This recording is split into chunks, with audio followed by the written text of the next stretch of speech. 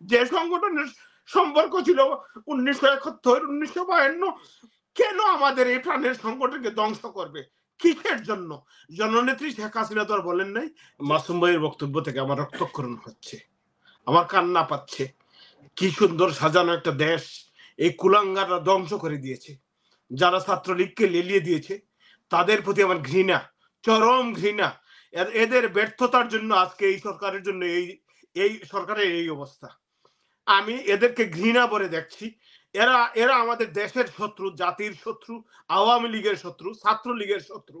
এরা এরা এরা এরা যে কাজ করেছে, আজকে এই লেলিয়ে দিয়ে ছাত্রলীগকে যে ধ্বংস করে দিয়েছে, একটা ঐতিহাসিক একটা সংগঠন, যে সংগঠনের সম্পর্ক ছিল 1971, 1952, বাংলাদেশ স্বাধীনতা থেকে শুরু করে স্বৈরাচারের সাত পর্যন্ত আমরা আন্দোলন করে এই দেশকে রক্ষা করেছি। আর এই একদিনে এই কুলাঙ্গাররা যারা এই লেলিয়ে দিয়ে আমার ছাত্রলীগকে ধ্বংস করেছে, তাদেরকে ঘৃণা করছি। আমি বিশ্বাস করি যে বাংলাদেশ সেনাবাহিনী যেহেতু সবকিছুর উপরে মাননীয় প্রধানমন্ত্রীর নির্দেশে এবং 14 দলের নির্দেশে সেনাবাহিনীকে রাস্তায় নামানো হয়েছে, দেশ ইনশাল্লাহ কন্ট্রোলে চলে আসবে। আমার ভাই বলেছে যে ব্র্যান্ডিং হয়েছে, যে দুর্নাম হয়েছে, যে বদনাম হয়েছে, এই বদনাম থেকে আমরা উত্তরণ পাবো কিভাবে?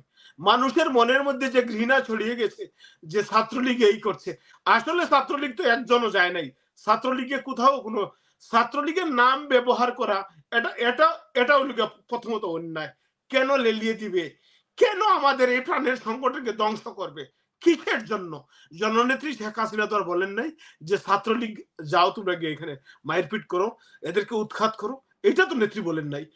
এই ছোট্ট একটা ইস্যুকে নিয়ে যেখানে প্রধানমন্ত্রী এটা হ্যান্ডেল করবেন, ডেফিনেটলি হ্যান্ডেল করবেন, সবসময় উনি করে যাচ্ছেন দেশের জন্য, জাতির জন্য।